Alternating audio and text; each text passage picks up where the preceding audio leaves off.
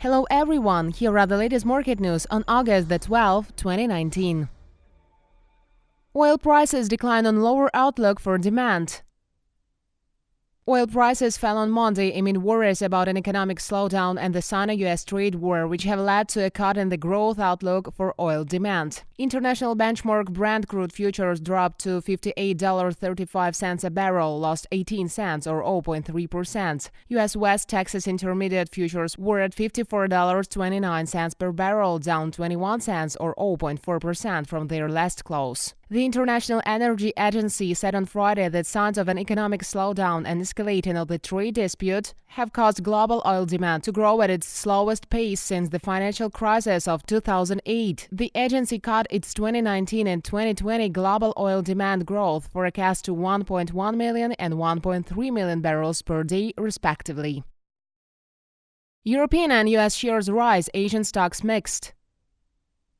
Asian equities were mixed on Monday amid worries that the prolonged Sino-U.S. trade war could tip the world and U.S. economies into recession. European stocks rebounded on Monday after a second week of losses. In early deals, futures for the Pan-region Eurostoxx 50 added 0.69%.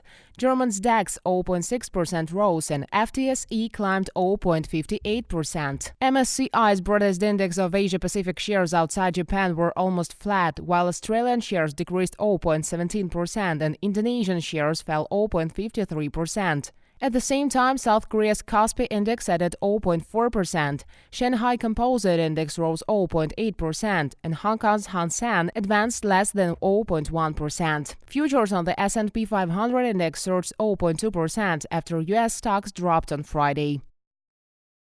Saudi Aramco to buy 20% stake of Reliance.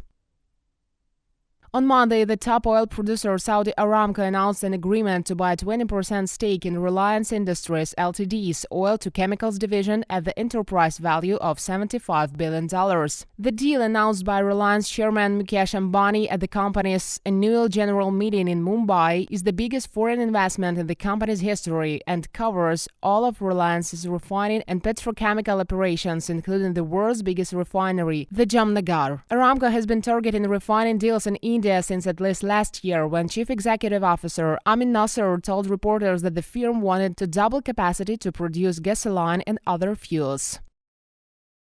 BMW starts electric car revolution in South Africa.